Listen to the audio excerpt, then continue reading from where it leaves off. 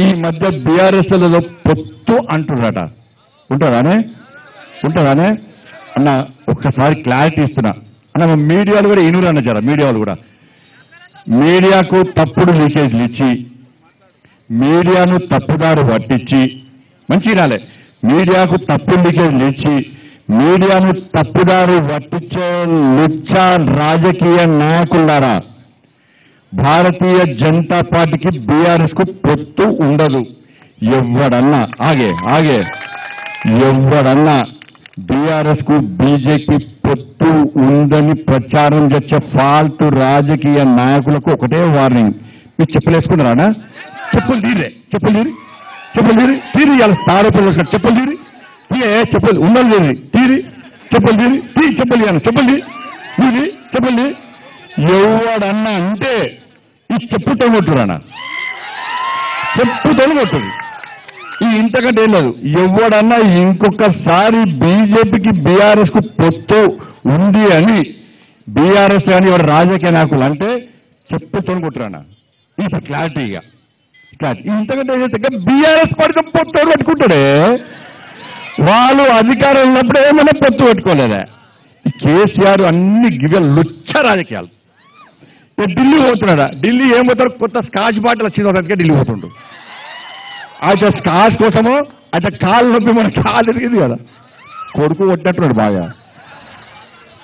ఈ కాలు నొప్పి కోసమో స్కాచ్ కోసమో అంతే కదా, ఇంకా కొంపలు ముంచడానికే పోతాడే. మీకు అర్థమవుతలేదు కేసీఆర్. ఇంకా కొంపలు ముంచుడే. మునిగిన నావల మనం ఎక్కుతామా అన్న చెప్పానా? ఎక్కుతామా? ఢిల్లీ వారు కేసీఆర్ వీకిందా? ఆడేం బిక్తాడు, ఈడేం పోడ్చిండు, ఆడేం పోడ్చాడు. కేసీఆర్ ఢిల్లీ పోతాడు, అటు పాకిస్తాన్ పోమని చెప్పు అర్థనాడా?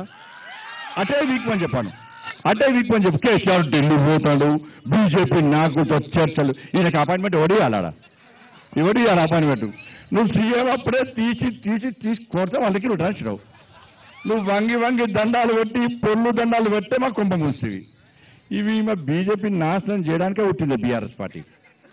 ఇంకా రాక దయ్యనక పట్టిరో వీళ్ళతో వాళ్ళని. మళ్ళీ పొత్తు ఎంత డేంజర్ అన్న కేసీఆర్ అంటాడంటే, అంతకుముందు అసెంబ్లీ ఎన్నికలప్పుడు గిట్నే బీఆర్ఎస్ మంత్రులు బీజేపీ వెళ్దాం అనుకున్నారు. ఢిల్లీలో కలిసాక ఏం చేసినంత ఒక్కొక్క మంత్రి పిలిచిండు. నాకు వ్యవసాయ శాఖ మంత్రి మోడీ గారు ఇస్తాను ఎప్పుడే చెప్పిండే నాకు, కాబట్టి మనం బీజేపీ కలుస్తున్నామే అని వాళ్ళకి కాపాడుకున్నాడు. మళ్ళీ ఇప్పుడు ఏమైందంటే బీఆర్ఎస్ పార్టీ ఎంపీలు కొంతమంది ఎమ్మెల్యేలు బీజేపీలో చేరుతాను రాడా. ఫ్యాక్ట్ ఇది. చేరుతాను రాగానే మళ్ళీ చేసింది తెలుసా, ఒక్కొక్క ఎమ్మెల్యేని పిలిచి అన్న మనం బీజేపీతో పొత్తు పెట్టుకున్నావా? ఈయన నువ్వు అడిగినట్టు బీజేపీతో పొత్తు పెట్టుకునేసరికి ఈ ఎమ్మెల్యేలు ఆ గంగెత్తి ఊపినట్టు ఊపుతారు. కేసీఆర్ ఊపంటే ఊపుతారు, వాంగుతారు, పంటారు, లేవమంటారు లేస్తారు. వీళ్ళు బయటకు అన్న బీఆర్ఎస్తో పొత్తాడు, బీజేపీతో పొత్తాడు. ఎవరు పొత్తు పెట్టుకున్నావా? మా బీజేపీ కార్యకర్తలు బీఆర్ఎస్తో పొత్తు అంటే ఫస్ట్ మమ్మల్ని బట్టలు ఊడదీసి రోడ్డు మీద గ్యారంటీ మా కార్యకర్తలు కొడతారా? గా పార్టీతో ఫాల్ట్ గింత పార్టీ, అది గింత పార్టీ, మరి ఇంత పార్టీ. గా పార్టీతో పొత్తు మనమెందుకు పెట్టుకుంటామే? అంత ప్రచారమే, తప్పుడు ప్రచారాలు దయచేసి నమ్మకండి. ఇక చెప్పులు చూపెట్టినా కూడా ప్రచారం చేస్తా అంటే ఇక వాళ్ళు మనుషులే కాదు. కాబట్టి ఇలా వచ్చేది మళ్ళీ మన ప్రభుత్వం రావాలన్నా. మీకు బియ్యం ఇచ్చినాం, గ్రామాలకు నిధులు ఇచ్చినాం, వ్యాక్సిన్ ఇచ్చినాం, ఇల్లు ఇచ్చినాం, బాత్రూమ్లు కట్టించినాం, శ్మశాన వాటికలు కట్టించినాం, కమ్యూనిటాలు కట్టించినాం, గ్రామాలకు రోడ్లు వేసినాం, ఇలా మోర్లు కట్టించినాం, లైట్లు పెట్టించాం.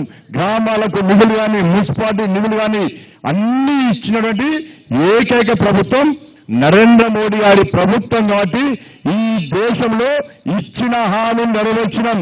370 ఆర్టికల్ రద్దు చేశాం, ట్రిపుల్ తలాక్ రద్దు చేశాం. మీరు 500 సంవత్సరానికి ప్రపంచంలోని హిందువులందరూ ఎదురుస్తున్నటువంటి భవ్యమైన దివ్యమైన రామ మందిరం నిర్మించి ఇవాళ మీకు అందించిన ఘనత నా నరేంద్ర మోడీ అన్న విషయాన్ని ఒక్కసారి గుర్తుంచుకోండి. అందుకే ఈ దేశం అభివృద్ధి జరగాలంటే ఆర్థిక ప్రగతిలో 10వ స్థానంలో నుండి భారతదేశం ఇవాళ 5వ స్థానానికి వచ్చింది. మళ్ళా మోడీ గారు ప్రధానమంత్రి అయితే ఇవాళ 3వ స్థానానికి వస్తుంది. 2047 వరకు ప్రపంచంలో భారతదేశం ఆర్థిక ప్రగతిలో నెంబర్ 1 స్థానానికి రావాలంటే, తల్లి భారత మాతను విశ్వగురు స్థానంలో ప్రతిష్ఠించాలంటే మళ్ళా తిరిగి